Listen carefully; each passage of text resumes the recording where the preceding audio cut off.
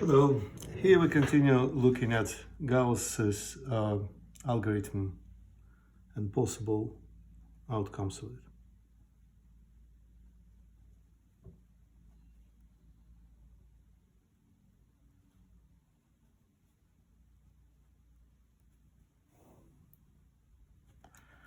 it. Just recalling this reduced row echelon form, which is the best possible shape of a linear system, which effectively is already a system with its answer. So, no, this is not zero. There's some arbitrary elements. One is the first pivot position, but it might not be really in this column. It might be just a column of zeros, starting the matrix of several columns of zeros. Then next pivot, again some elements till the next after, and above every pivot we have zeros. So that is the reduced part. And of course below the staircase are zeros as well. So that is the reduced row echelon form, which applies to the bulk of the extended matrix. In the other sort of part, in the extended part, if we have something non-zero here below the low stairs, that would mean that the system is non-solvable. If we have zero equals something non-zero. And otherwise, if these are all zeros, for how many rows we have here, we have a solvability. And then the number of free variables will determine the number of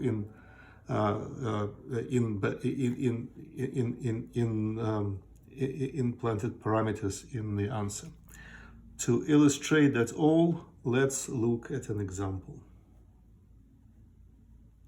And since we want to illustrate it all, it shouldn't be just a numerical example. There should be something which is still sort of left to be chosen, and that will be a coefficient in the system. So I will have the system first of three equations with three unknowns, x, y, and z, and the coefficients will be 1 for y and z in the first equation, but the coefficient for x will be t, some number t, which then can be arbitrary. For the second equation, I will put this t next to y. And for the last, you can guess, it will be the coefficient of the last variable. And the right-hand sides are all the same, like 3. So that is the system we're going to solve, and depending on what t is, or rather what it is not, we will have just certain different consequences. So we'll have non-solvability for some values of t, we will have solvability otherwise, and if solvable, we could have no free variables case, and that means unique solution. Or we will if we have free variables, we will have what we can call generic solution, which will depend on parameters.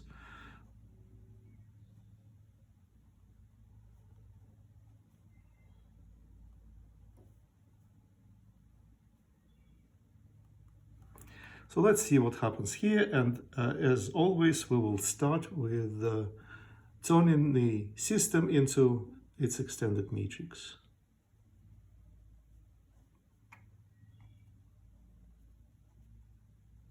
That is the bulk of that extended matrix, and the right-hand side is all 3. And the first transformation in the Gauss elimination for this matrix will be to create a nice pivot here, which better be 1. So I could divide by t the first line, and then I'll have to assume that t is non-zero, but that is not necessary. I could do the creation of my first pivot without any assumption on the parameter t. I could just change the order, so do the swap, change the order, say, of the first and the last of the equations of the rows of the matrix, and then what I will have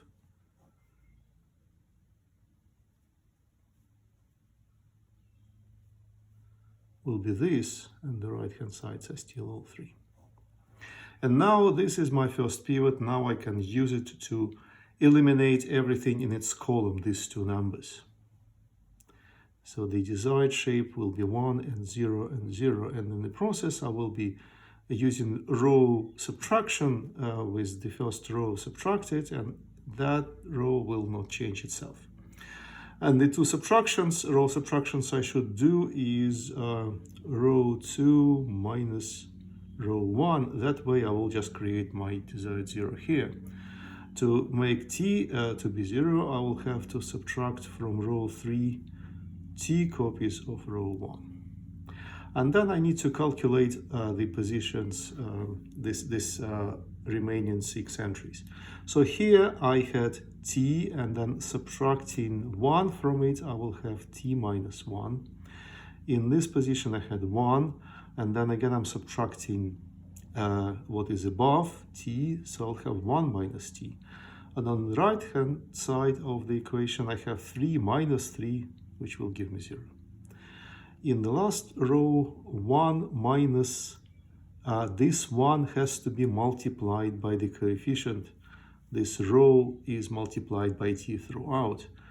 So 1 minus t is the result, and in this position I'll have 1 minus t times t, so t squared.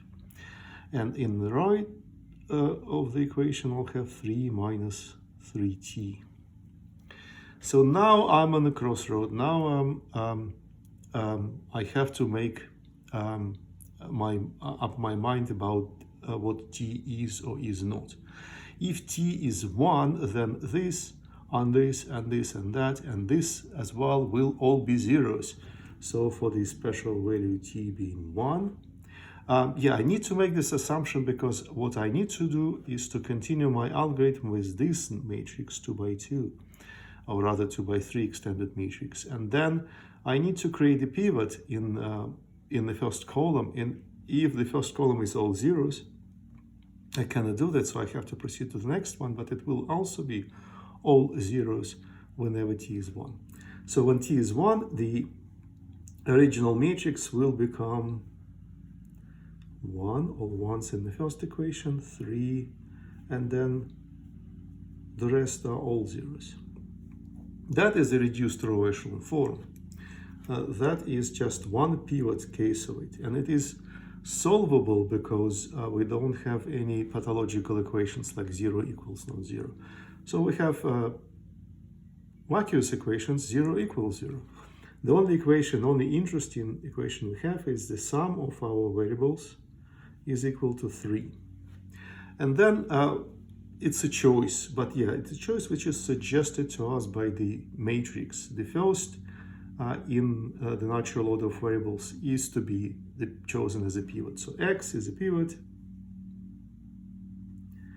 Two others which are not pivots are free, and the parameters. So we have two parameter solution of our equation. X can be determined from these parameters through this equation, which is just the only equation we have in the matrix rewritten. And that is one way of writing the solution. Alternatively, I could write the solution as what's called a vector.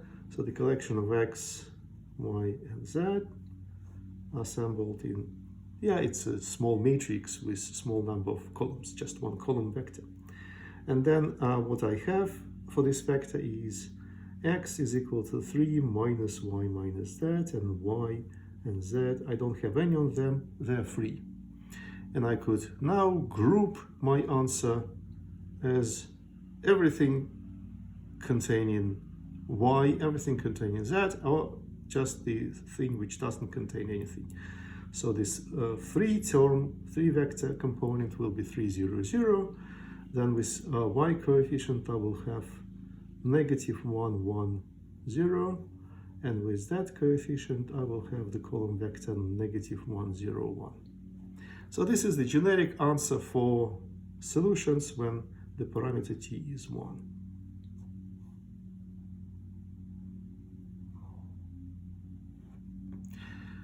Now I have to continue and assume the rest.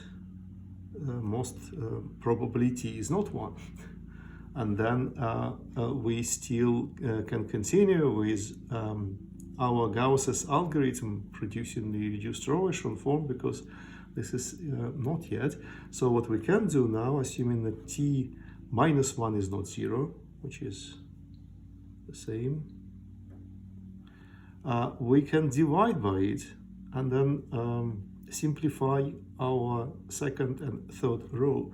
So if we divide by t minus 1 the second and by 1 minus t the third, what we will have is the first one is not changed. We'll have 0, we'll have 1 here divided by t minus 1. That is 1 minus t, which is the same as t minus 1 with minus sign. So the result will be negative 1, 0 will stay 0. The last one divided by 1 minus t will give us 1 in this position. 1 minus t squared is 1 minus t times 1 plus t. And then here we just have 3. So we created the second pivot. Now we have 2 pivots appearing, and then we continue eliminating, continue building just a row echelon form. We have to eliminate this one. Row 3 without row 2 is the row subtraction, which should do it for us.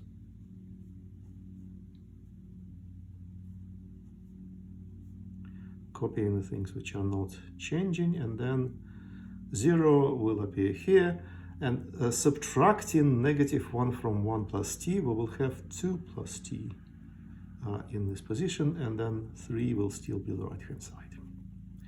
So now we are in the row echelon form, depending on if 2 plus t is 0 or not. We have another choice to be made. T is equal to negative 2, making this 2 plus t 0, or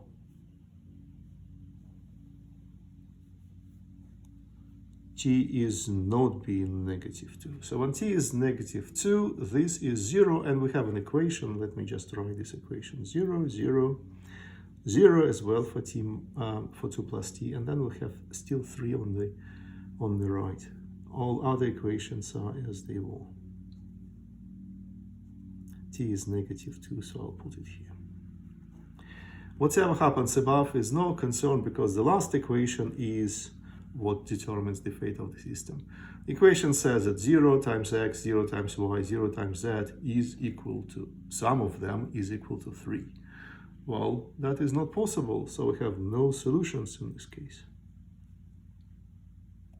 The system is incompatible when t is negative 2. That is the complete answer in this second possibility, second choice.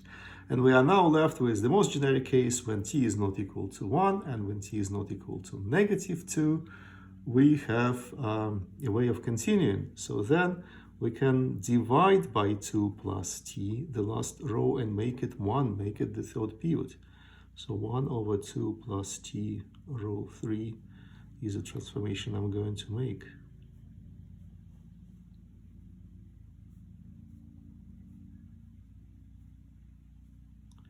And then I will have my third pivot being 1 in this position, and 3 will be divided by 2 plus t. So this is a row echelon form. I have my 3 pivots, as many as my unknowns, which means that I'm going to have a unique solution.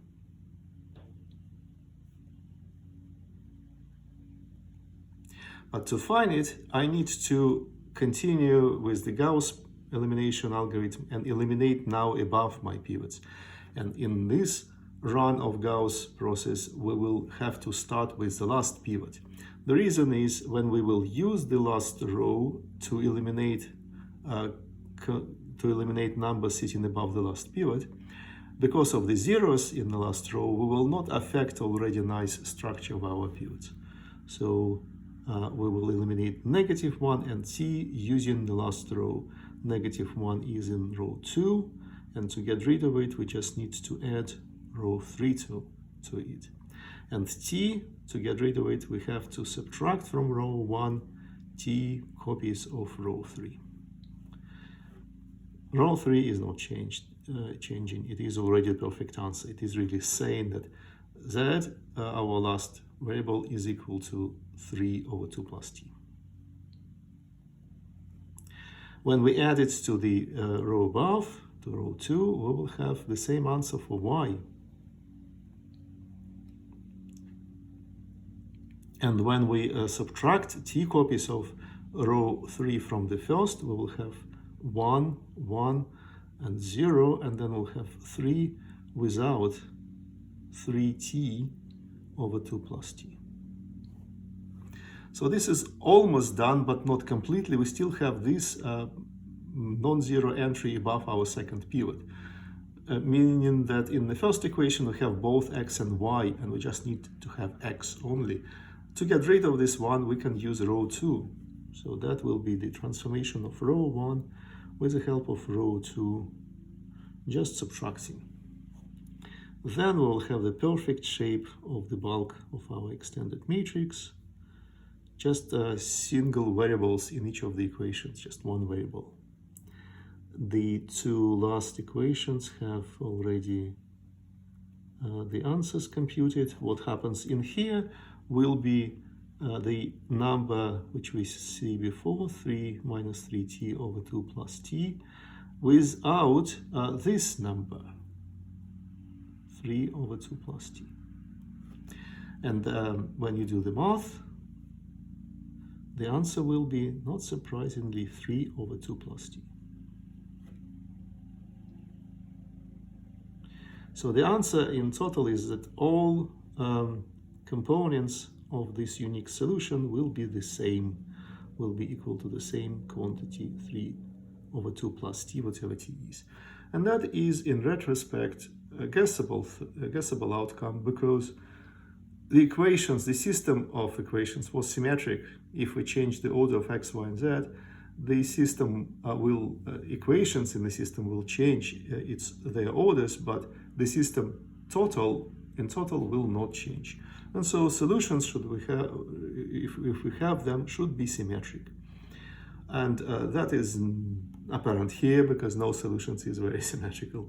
That is not so apparent here because we broke the symmetry by just choosing one to be a pivot, but in this way, of course, the relation between the components is symmetric. And this, when we have a unique solution, this will have to be manifested by having all components being symmetric. But yeah, that is a special feature of the system, which doesn't have to be always present, which is always possible, is this Gauss elimination algorithm, which we managed to do here.